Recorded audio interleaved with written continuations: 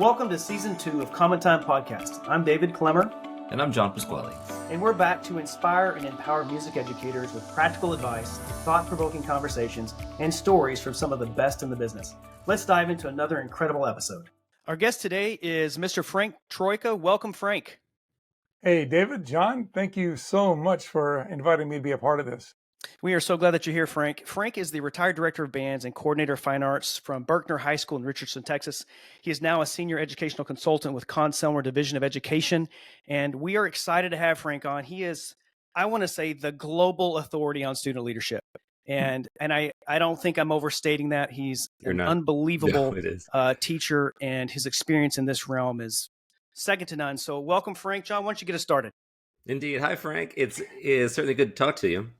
You as well, John. And I do want to, as much as I appreciate those glowing accolades, I have to tell you, I've been so lucky to be around the people I've been around to learn from. So pretty much anything that I'm sharing has all been gleaned from a tremendous number of phenomenal sources. So I feel very lucky to have been exposed and to have learned from all of those people.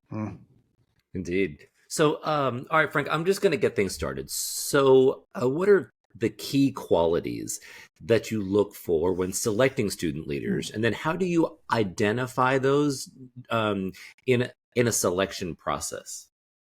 You know, there's a school of thought that says that leaders are born. I don't necessarily feel that way. I think we have to look for kids who are interested in being leaders and sometimes even work to develop those traits that may not be so obvious. I think sometimes leadership is pigeonholed into a set of behaviors or character traits that present themselves. One of the things that I always worked to do with my own students was not to make this something that was an elitist sort of a group. I wanted the student leadership opportunities to extend to as far down into the program as possible to reach as many kids. And that means that we have to create opportunities to develop those leadership qualities that may not have presented themselves yet. So the leadership setup, at least the way I like to design it, allows for leaders to emerge and develop at different levels, whether it's instructional, logistical, clerical, those types of things, because that way we're developing more than just those teacher leaders, but we're developing those kids who work behind the scenes as well and are willing to do the things sometimes that others may not. So to kind of answer your question, I don't look for anything specific. I look first for interest. But if I see a student that may not present that interest, I may say, hey, have you ever thought about pursuing leadership opportunities? Yeah, no, absolutely. So I'm curious. I mean, obviously, when you're seeing a student and you're identifying like, hey, this might be a person, you have to have some type of program to set them into. So I'm curious, how can directors create a leadership program that supports really kind of your ensemble goals, but also fosters that personal growth that you're just talking about for the student leader? You have to meet the kids where they are, first of all. And if there's not a leadership structure in place, I think you need to start small with some very manageable tasks that are easy for the kids to accomplish. One of the failings of student leadership programs is when the students are screened and auditioned or interviewed, but the process that determines those student leaders is not congruent with the responsibilities they're going to have. So in my feeling, the process of identifying and training those student leaders should develop the skills that they're going to need when they're on the job. And as far as trying to create something that's going to be parallel to and serve the needs of the band program, this is where I think the directors have to ask themselves, what do they really want their student leaders to do? What roles do they want them to fulfill? Right. What gaps in the structure in the organization? Are they mature enough? Are they skilled enough to assume and develop? So just to kind of lay it out there, yeah, sure. In my own leadership structure, there would be three basic phases to the instructional side of things. There's the skill phase, there's the teaching phase, and for those students in marching band who wanted to be conductors or drum majors, there was also the conducting phase. Mm. And everybody participated in that, starting at that third phase, the skill development part. The teaching part was a little bit more detailed and was for leadership positions that had a little bit more responsibility. And then, of course, the drum majors are ones that satisfy both of those levels on their way to being selected as a drum major. Now, that's on the instructional side. On the logistical side, which is the just to kind of run it down, we would have the field crew. And there, it's a logistical team that's job is to set up the field with podiums, water during summer band if necessary, cones, anything that's part of the physical setup of the field to make it function. The E crew or electronics crew basically has a battery on it, a switch, or a plug. It's their responsibility. Now, that being said, the front ensemble is its own animal, and they kind of stay clear of that in most cases. But I can't tell you how gratifying it is to walk out to the field and have a fresh microphone with a fresh battery in it ready for me to go, that's been tested, everything is working. So because that E crew takes responsibility and takes great pride in seeing that aspect is taken care of. Then, of course, we have an attendance crew. We have the librarians, who end up being everybody's best friend at some point. And then we have the loading crew. And their responsibilities are primarily on days when we're moving from one place to another, whether it's a game or a contest or the day of a performance, that type of thing. So the kids that are on the logistical side of things have a different set of criteria for selecting them than the instructional side. So that's sort of the basis where we begin. Yeah, I love That's all of incredible. that. That's a huge machine. Oh, sorry. No, go ahead, John. No, I was just going to say it's a lot of things, Yeah. that we as teachers have to keep track of, right? Well, So trying to find students that are going to be successful in these areas, I think is so important. it sounds like a lot. And one of the things I'm really good at is making something simple sound more complex than it really is. But if we were to sit down and write out what it takes to ride a bicycle, the physical and psychological things that are involved, it would be pages and pages and pages of data. As scientists have discovered, as they've tried to create robots that can sense balance. Right. So I think what we do here is we have to start big and work small in this. And then as we work small, we identify the specific skills. For instance, I see this all too frequently. Well, there'll be a kid who's a section leader in their marching band or in their concert band. They're going to be in charge of running sectionals, but they don't necessarily play their instruments very well. They're kids of great character, they're great commitment to the program. But if they're going to go out and teach, perhaps they should be skilled enough to demonstrate. Because when it comes to peer leadership, I mean, let's face it, nobody learns how to march because some teacher stands up and talks to them about it. They learn how to march by watching and copying other people who march and march well. And if our leaders are trained to demonstrate clearly and accurately and consistently with their bodies, with their instruments, then that in many cases will alleviate some of the stress or the failure that often accompanies student leadership. Because when a student leader gets to a point where they've exhausted their knowledge or their skill, what do they have to fall back on? And that leads to frustration. So kind of getting back to the process I started to describe, the first phase of developing those instructional leaders is the skill phase. And that's where everybody learns a very short marching routine that's basically hit your dots, step off at the right time, synchronize your movements. And then and as part of that, there's a very brief playing excerpt. It's meant to be very achievable. I want this to be accessible to virtually everybody in the program. You might ask then, well, if it's accessible to everybody, how do you separate those? Well, it's pretty objective. You have to hit your dots. You've got to move in tempo. You have to take the right step size. And that eliminates a lot of kids. I shouldn't say eliminate because that sounds so cutthroat, but it helps delineate those people right from the very beginning because it's an absolute. You've got a certain number of counts to get to a certain position. And again, when it comes to all of this, the kids are taken through all of this. It's not like I hand them a sheet that says, here's the routine, go learn it. I'll have some training sessions where we'll teach this to the kids. We'll tell them what we're looking for and then let them work to develop those things based on our feedback. And I would like to say also that uh, there are different people do their leadership training at different times of the year. I always did mine in April and early May, and for selection mid-May. But that's also a very stressful time for kids because they've got AP exams coming up and prep courses and final exams and projects. And the last thing I want to do is to contribute to that stress at that time of Mm. year. And I don't want any of my kids to feel like, well, I can't be a leader because I can't come to this training session. Because my bet, they say if you want something done, give it to somebody who's busy. Well, my best and brightest kids are very involved in many things.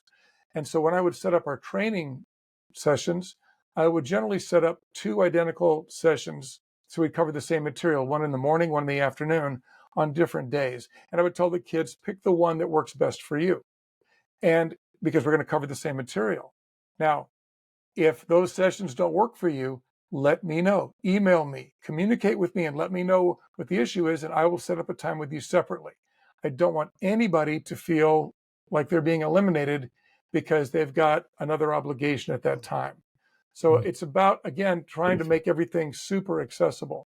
And if I could divert just for one moment, we were very lucky at Berkner to have a good, solid, strong band program. I inherited that program from Mike Brashear and he from Bob Floyd.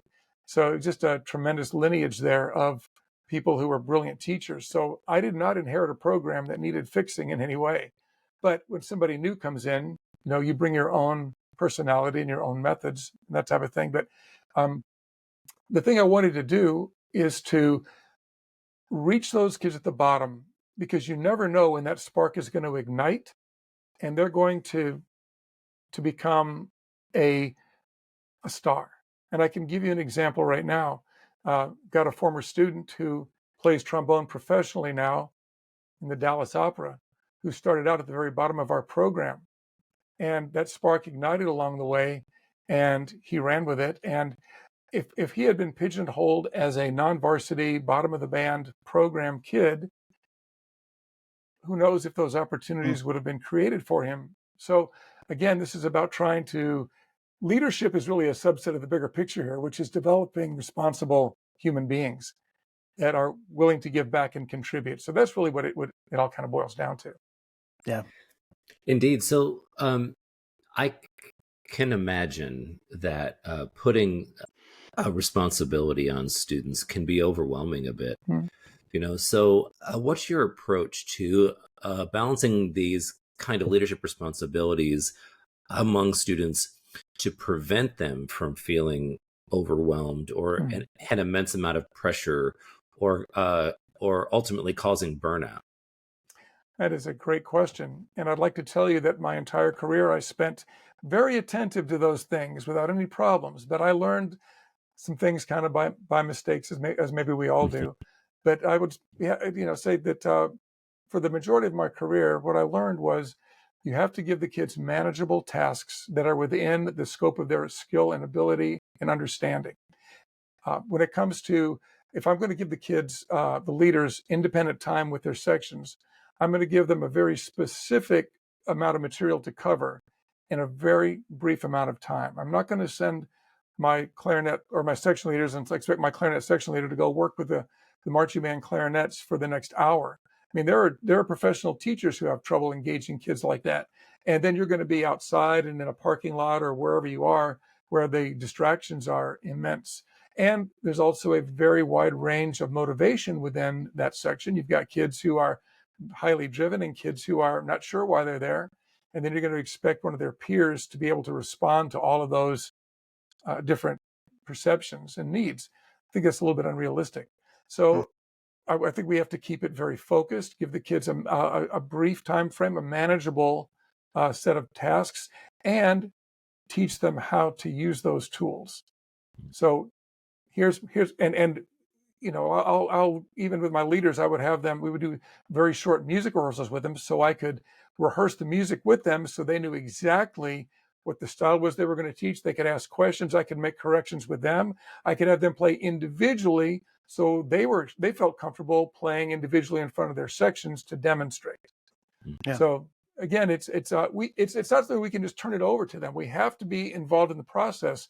the leadership thing, just like we want our student leaders to be available and accessible along the way, we as the directors have to do the very same thing for our student leaders and be there every step of the way to intervene when necessary, to put a safety net under them, and to listen and to respond to their needs and their successes. Yeah. You mentioned this a moment ago, and so I want to back up and talk about it. You peer-to-peer leadership, and Mm-hmm. that can be tricky. So I'm curious from your experiences, how do you coach student leaders to not only earn respect, but to maintain sort of a, this authority position without causing friction, among the peers?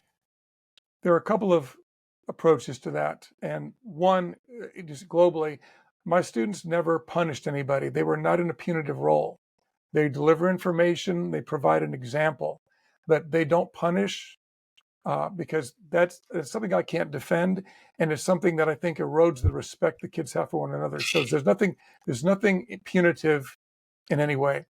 The other thing that the directors must do is they have to establish protocol and procedures that are widely used and accepted throughout the band so that the student leaders can take that same set of parameters and apply them in rehearsal. Most of the time, student leaders feel like they're failing is because there's a breakdown in behavior. Well, that same breakdown actually occurs in the full band, but the director has some sort of authority, whether it's implicit or implied, that allows them to intervene, sometimes forcefully, to get what they want. A student leader does not have that power, nor would I want them to try to find that power. So this is where we have to have procedures in place for when we receive instructions and we're standing, how do we stand? What's the procedure for responding to a question? And it goes for as specifically as how we raise our hands. And that's another discussion in itself. And I will tell you that when it comes to establishing these things, one of the mistakes I made early in my career is I looked at things like talking in rehearsal, not standing still, being off task as behavior problems. That was a fallacy on my part. Once I started looking at those as skills, do we possess the skill of focus, the skill of silence, the skill of hustling back to our sets, the skill of having a pencil in rehearsal, the skill of maintaining our instruments so they're properly working? When we look at all those skills, the punitive aspect of it starts to go away because, I mean, if you can't double tongue, I'm not going to yell at you because you can't double tongue. I've got to teach you how to double tongue. So if I look at the way you're rehearsing similarly, like it's a skill, I'll be less likely to assume there's something negative driving your behavior rather than simply a lack of understanding of how to go about it. Yep. But to boil it all down, it's incumbent upon the directors to establish procedures in place that are universally accepted and consistent before they send their student leaders off with their sections. It's not fair to those student leaders to expect them to develop something that isn't already in place culturally or procedurally in the full ensemble. I haven't ever the part about these skills and skill acquisition. I think we as band directors often assume that our students come in with innate skills. We that teach conductors and pre-service teachers, we learn the hard way when we assume that our students have innate aural skill analysis and other things that we would assume would be innate, and in fact they're not. They just haven't acquired those skills, and it translates. I've never thought about that, and I'm gonna reshape, I think, my entire thinking structure on this. So thank you for that one. That was great. Well, absolutely too. I want to reiterate that for our listeners, but because I know I have thought many times about a behavioral problem, and now reframing that as no, that is a skill issue. I haven't trained that skill. They're not aware of perhaps that that's a skill they need. Well, but if I just frame it as a behavioral problem, even me as a teacher is looking at that very differently. Totally. Well, there has to be a presumption of good intent and of goodwill. Right. And now, yes, there are behavior problems. There are times when people simply do things because they're being obstinate. I'm not saying that doesn't exist, but what I'm saying is we start with the assumption that the kid wants to be there and they want success, they want to work hard. And how do we create an environment that rewards and encourages those things?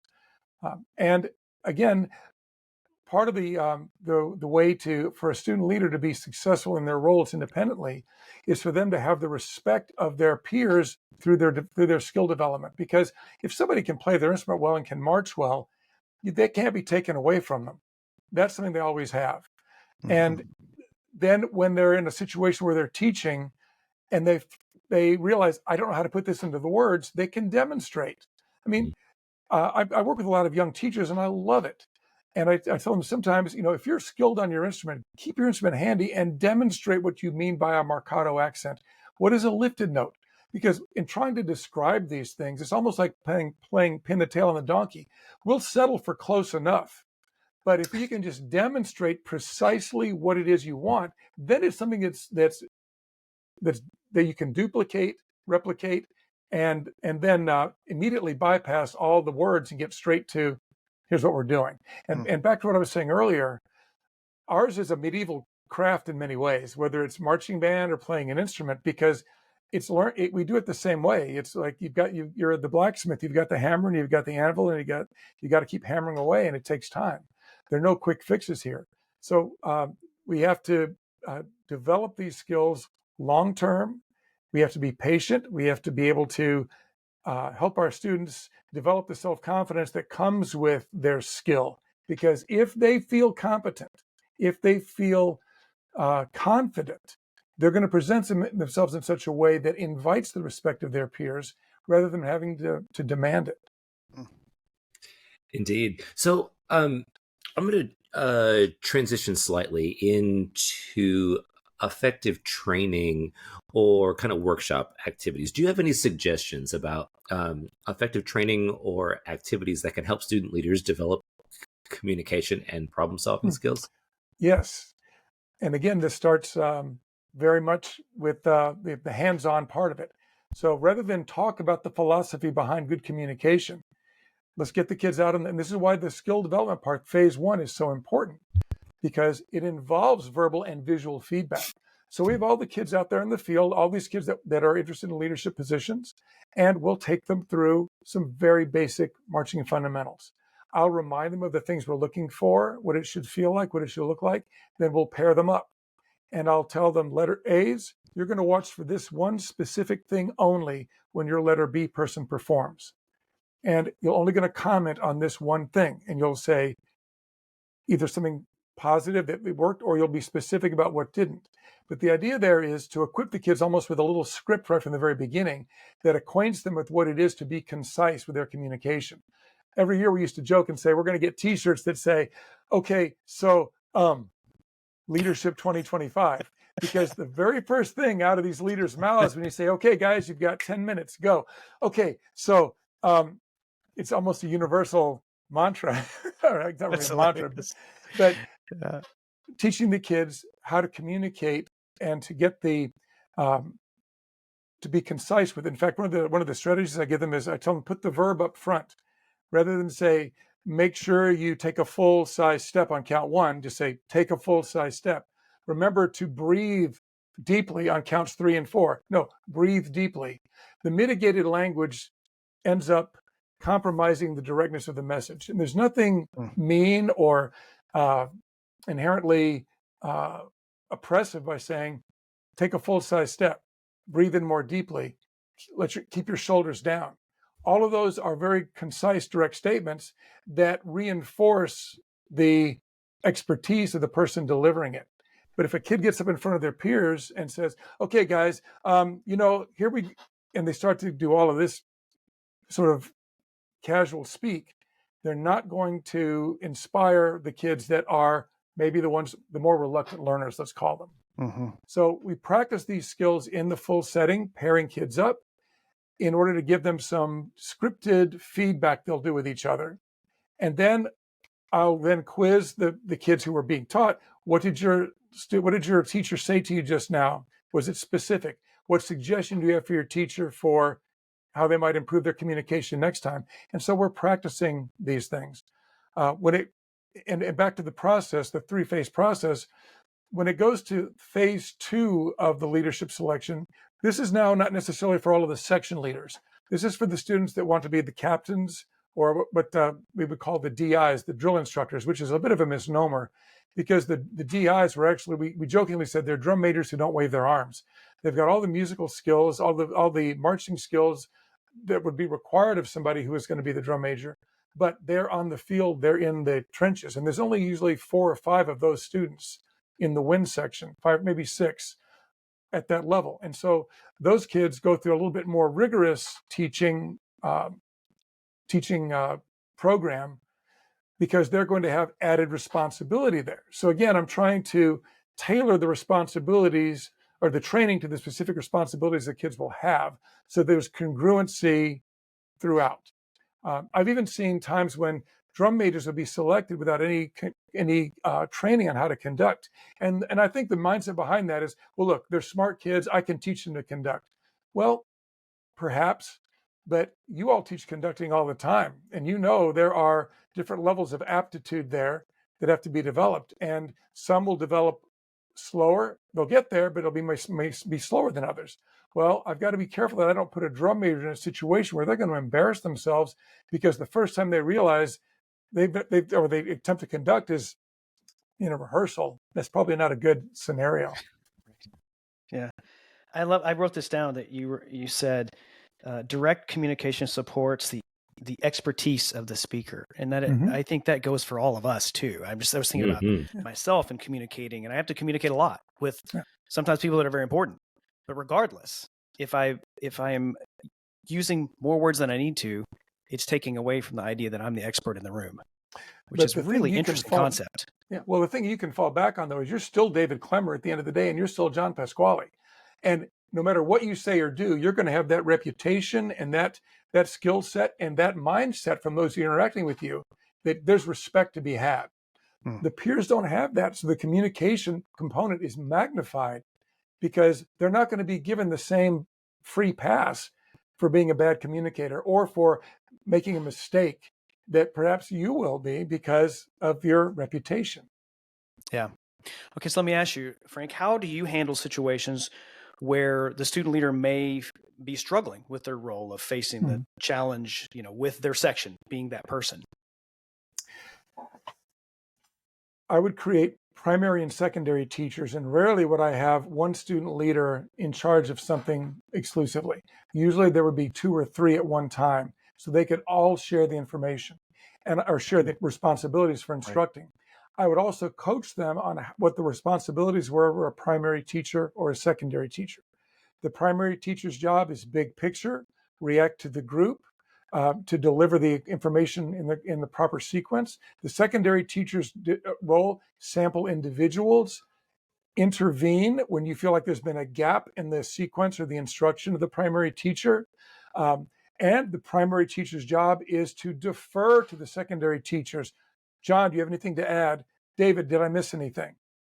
Anything to add to this, so that there's a team approach there. And when those kids are, and you know what it's like right now, I'm talking, you have a chance to kind of collect your thoughts. I'm looking forward to that time when you're talking and I get to collect mine again. So we're doing this sort of in miniature right here, the way it ought to work, in my opinion, when the kids are doing their student leadership responsibilities. Yeah, no, I love that. Oh, and one other thing, if I could say too, I don't have a clear hierarchy of authority when it comes to the titles. The titles are there to define the job, but just because you're a clarinet section leader doesn't mean you're not capable of addressing the entire band on an issue if you have a concern that you see that might be a global one. And I can't tell you how many times in a full marching band rehearsal, I would hand the microphone to a clarinet section leader who would address a concern that was happening throughout the entire band, even though maybe they were only seeing in the clarinet section. So I don't want the student leaders to have these boundaries drawn among them that says, oh, you can't do this, this is my job. We want to share those responsibilities. I had the good fortune many years ago to work with Scott McCormick at Bands of America. It was a moment in my career where I thought, what it would be like to be on the event side and producing that side of things. I learned a tremendous amount, and I wouldn't trade that experience for anything. But my big takeaway was that I'm a teacher. I'm not a businessman, and I craved being around those kids and rolling up my sleeves and being in the trenches. Not that they didn't at BOA, because Lord knows they roll up their sleeves. But my point is this: one of the things I learned was that the purpose of a title is to empower you to the outside world, not to within the organization. If you have to fall back on your title within the organization, you're gaining your power or your respect falsely. You're using a title to substitute for genuine knowledge or skill or empathy or whatever the character trait might be that you're attempting to utilize at that moment. That is very well stated. Yeah, it's very powerful, actually. Yeah. Yes, indeed. You know, well, like I said, these are things I've learned from others. So yeah, that's not a Frank Troyka thing, you know. You know, and our listeners may be hearing this and feeling a bit overwhelmed themselves, right? They're like, wow, we have so many things to do. And, you know, I mean, it's a process, right? And it's going to take time, you know, but I think it's critical for us to be thinking about it in any capacity, from an ensemble of 10 students to an ensemble of like 700 at Allen High School. You know, just I mean, we all have to be kind of thinking about that. So, Frank, my question is do you have any advice for our listeners who are directors who are either trying to build or revamp their student leadership program from scratch? Involve the students in whatever those changes are going to be. I would say you have to ask leading questions sometimes. If you ask questions that are too open-ended, you might get some responses that take you in the wrong direction. So I think when you have those kind of meetings where you're going to ask for kids to give you some feedback, you find out specifically what leadership roles do they think that we need on the field or in the rehearsal. I'm big on leadership in the concert setting as well. But you know, the student leaders helping to create and define those roles, because now they've got some ownership in the process. And if there's no ownership, there's really going to be no commitment long term. The kids, and this is where, and this is really important too, and I'm kind of getting a little bit off on a tangent, but I must not intervene when I see one of my kids floundering, unless it's just something tragic. Because the moment I intervene and correct them in front of their peers, I've undermined their credibility. And if we have time a little bit later, maybe we can come back to, I'll share a model with you of how this works as far as on-the-job training goes. But I don't want to divert too much from the question at hand here, which is, how do you start by revamping this? Well, I think you start the most basic thing. The director needs to, first of all, have what does the director want? Where does he want this to be? And now go to the kids and see what they have to say.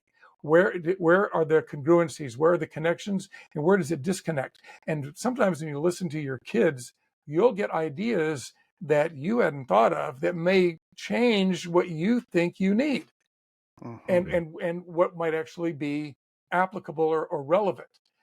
But you have to listen and then guide them gently toward a conclusion that will be successful. We cannot go down a failure path that we cannot recover from. You know, I believe in putting a safety net under our student leaders, but I also believe in letting them experience gently the consequences of lack of preparation, maybe, or failure to prepare is what it comes down to, but not to the point where it undermines them long term or compromises their success. Yeah. So again, I think you meet the kids where they are first and go from there and start small. You nailed it when you said that this sounds overwhelming. Anything can be overwhelming if you look at it too closely. Step back, start with the big picture, and then work from there. Yeah. The old adage: how do you eat an elephant? One bite at a time. Yeah.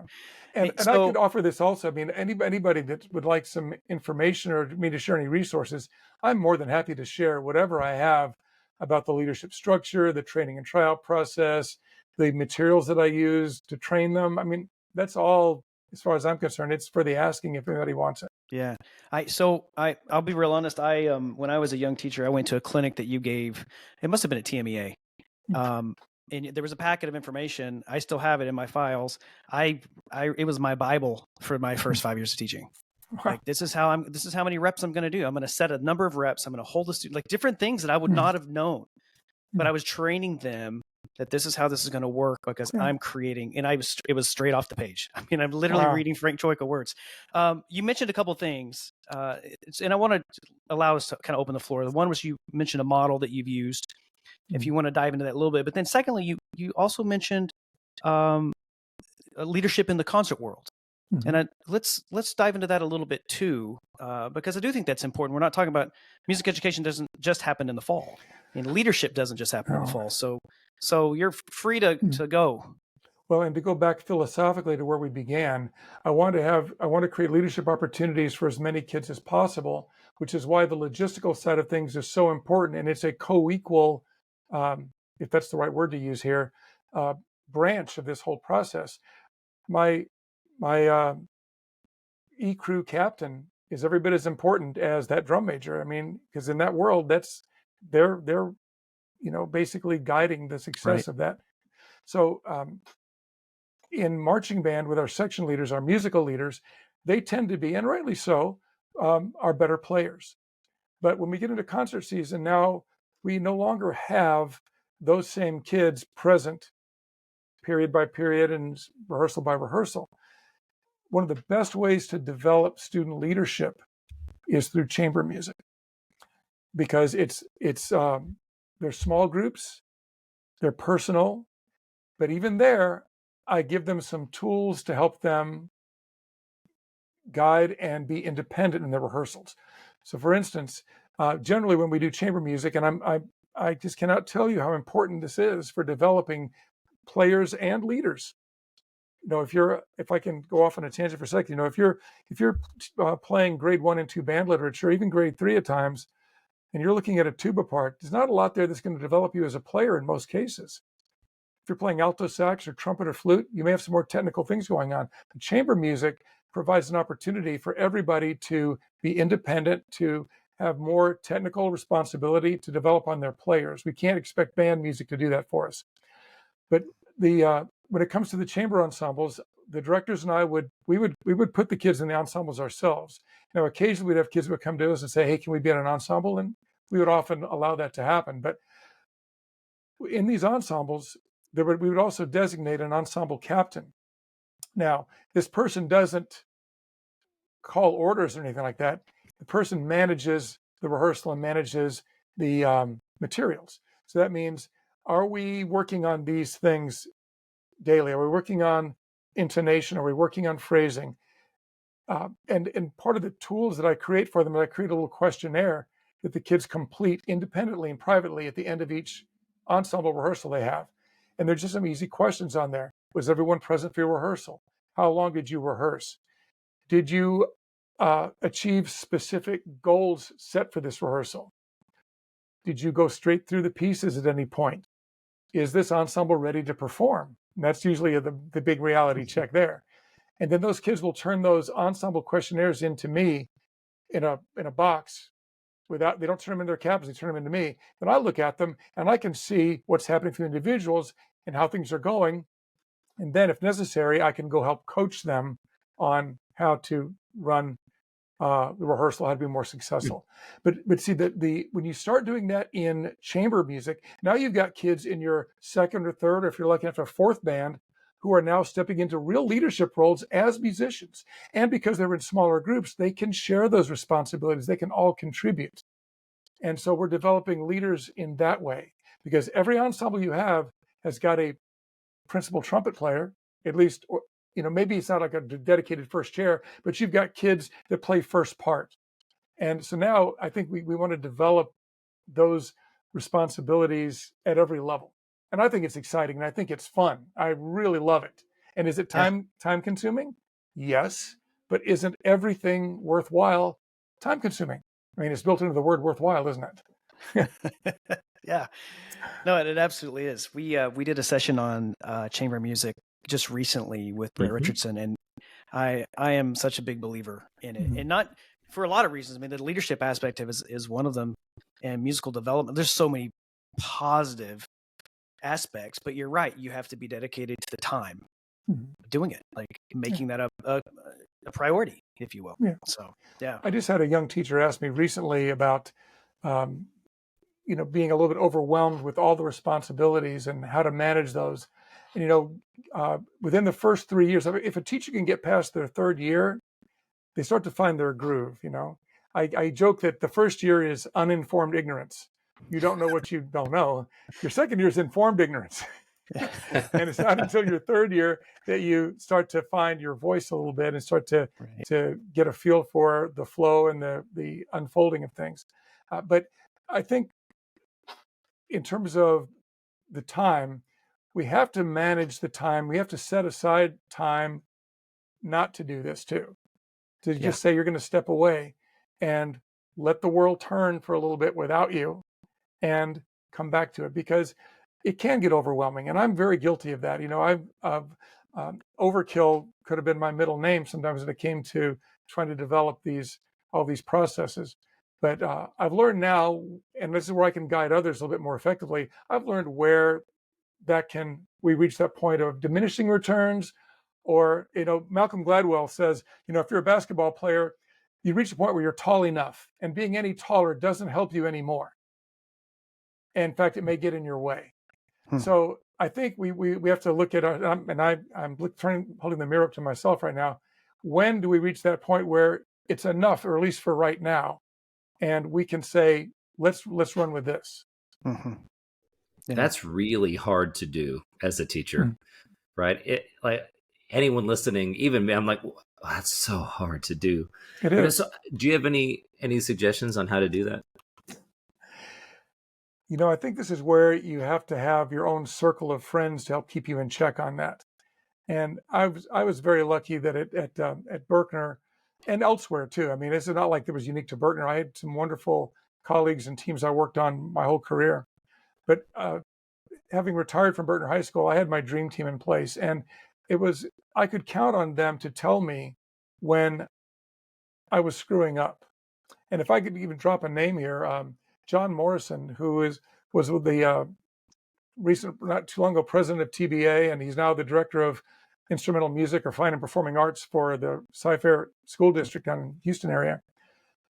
I was fortunate enough to work on staff with him at Cypress Falls High School years ago, and John would tell me when he thought I was screwing up, and I was so grateful for that, because it helped me avoid some mistakes that would have been really unfortunate, and helped me make better decisions. And it's not always about to make a bad decision, but having people close to you that can say, "Hey, you can take a break now," or "You're doing too much," or "Let me take that off your plate." And to anybody out there who's an assistant director, if you're fortunate to be in a situation where you have multiple directors, one of the best things an assistant director can do is take things off the plate of the head director, to allow the head director to focus on some of those things that might be only within their wheelhouse, let's say. And again, this is where I was so fortunate at Berkner High School, because I can't tell how many times I realized I hadn't ordered buses for this, or I hadn't gotten the chair set up for that, or I forgot to submit this request. And we've already taken care of that. They learned where my shortcomings were, and they were very proactive about taking responsibility for those things. So I'm not sure if that totally answers your question, but No, absolutely. to get to it though, you got to keep people close to you who are willing to be honest with you. This is such a great conversation when we're talking about student leaderships and what it can do for a program. You mentioned a few minutes ago about a student that might have fallen through the cracks and ended up being, is now playing at the Dallas Opera. I'm curious, if we look holistically, could you share a success story where the student leadership program itself made a significant impact on the culture of an ensemble, of the performance level of an ensemble? Absolutely.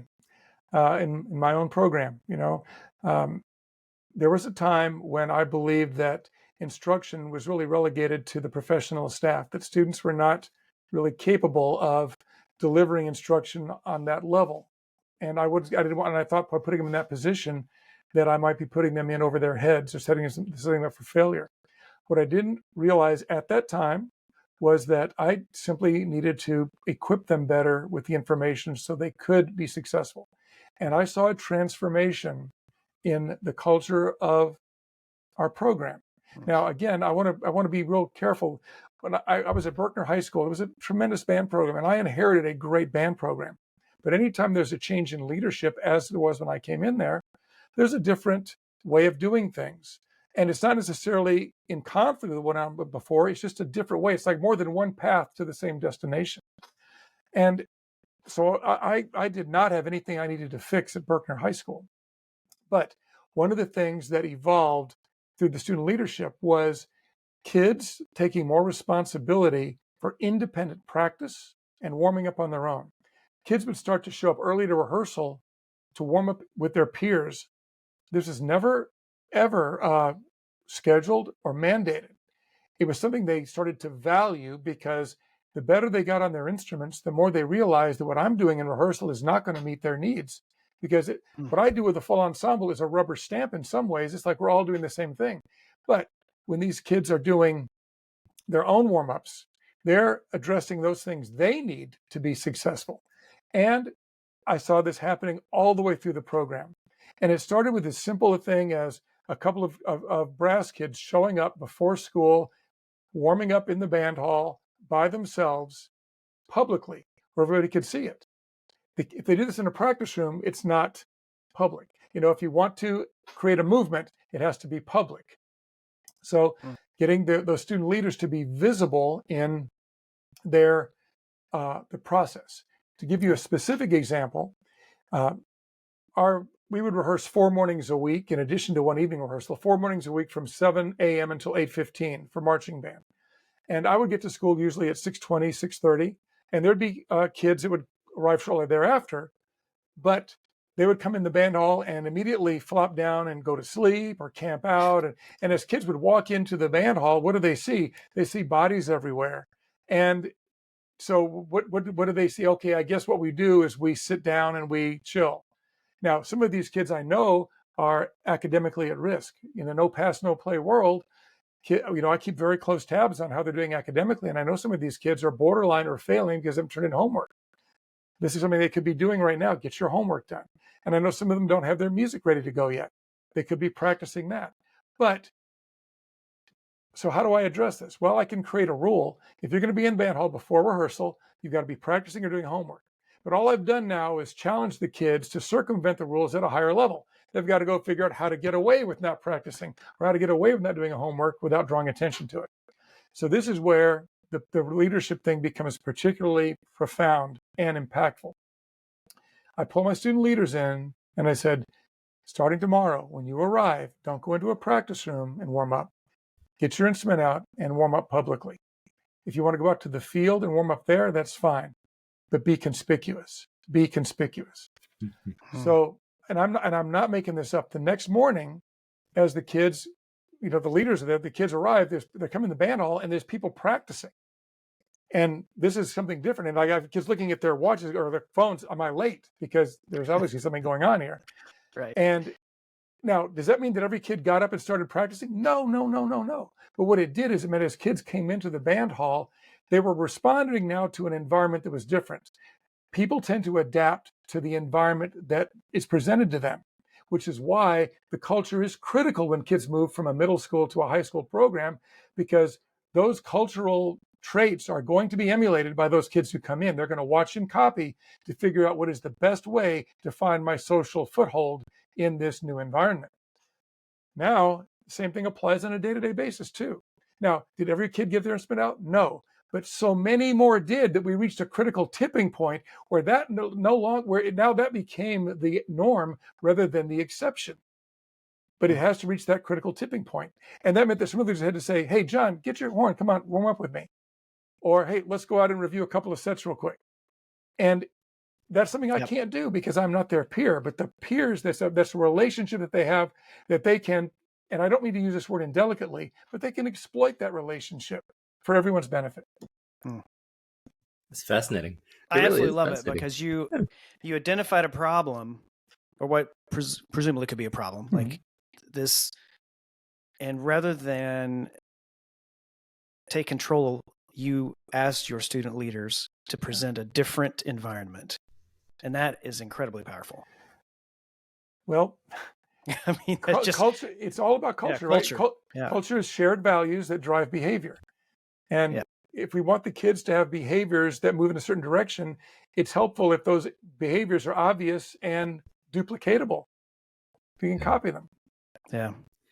Well, I'll tell you, Frank, this has been great. Man, And, I'm actually like, hey, I want to go work with some leaders right now. But I'll tell you, like, this conversation, we could go on for hours, I think. We can't. But I'm inspired just thinking about these things and culture and so forth. So, man. Well, everything is a cultural phenomenon. Everything. It can all be tied back to that. And I firmly believe that we as directors, we cannot legislate a culture. All we can do is influence it. And that's why a student leadership program, a well thought out one, can be so critical, because it provides that nucleus of influence that allows others to buy in. Yep. That is very true. Well, so Frank, we've come to the part of the podcast where we ask each of our guests a couple standing questions. So I'll take the first one, and it's a bit newer. So I'm just going to toss it out there. Do you have a soapbox specifically about band that you want to talk about and share? Let me pick one.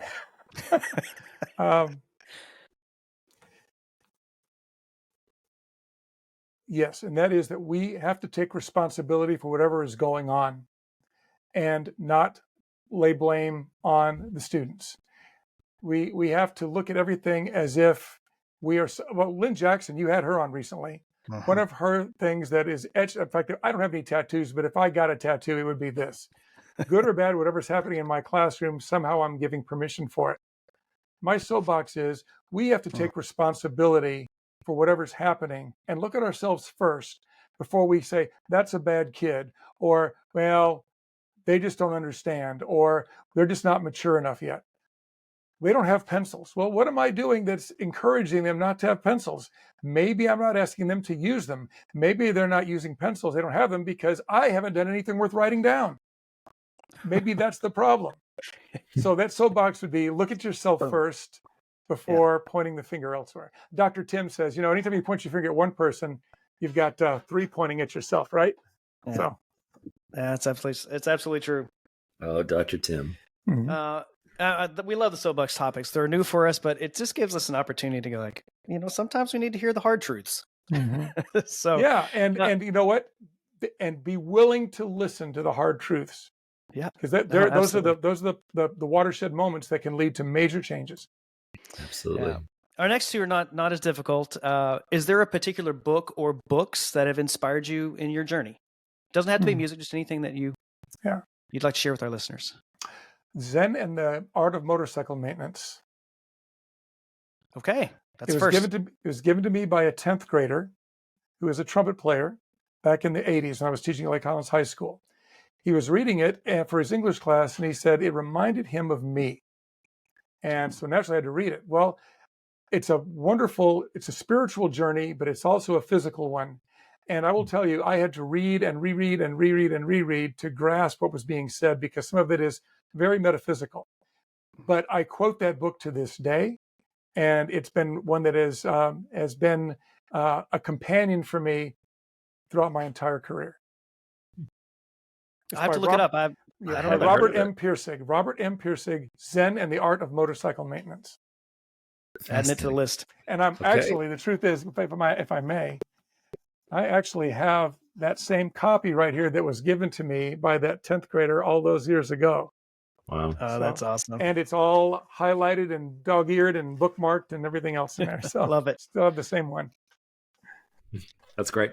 All right, Frank. So I get to ask you the ultimate question that is probably the most important that we've talked about today.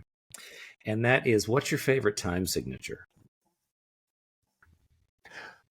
Well, let's see. That's evolved, I'd say, over the years. With your own students, I'll bet you they like more complex time signatures when they become better conductors. But I'll say my favorite time signature, 7/8. Okay. 7/8 has been a very popular one. Oh, really? Anything that has an 8 is very popular. Well, 7, 8. Our first guest on the podcast was Professor Junkin from Texas, oh, and wow. he was 7, 8 all the way.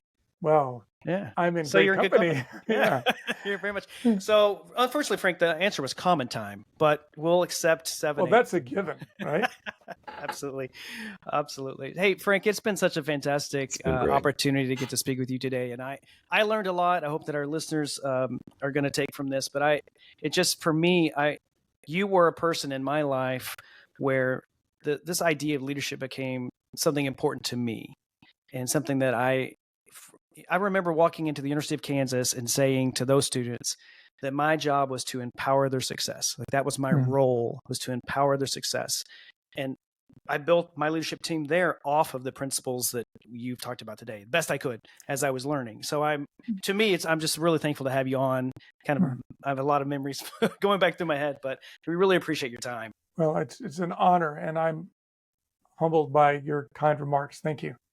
Thanks for tuning in to this episode of Common Time Podcast. Don't forget to follow us on social media, and we'd love it if you shared with your friends as well. We'll see you next time, but until then, keep making music and keep making a difference.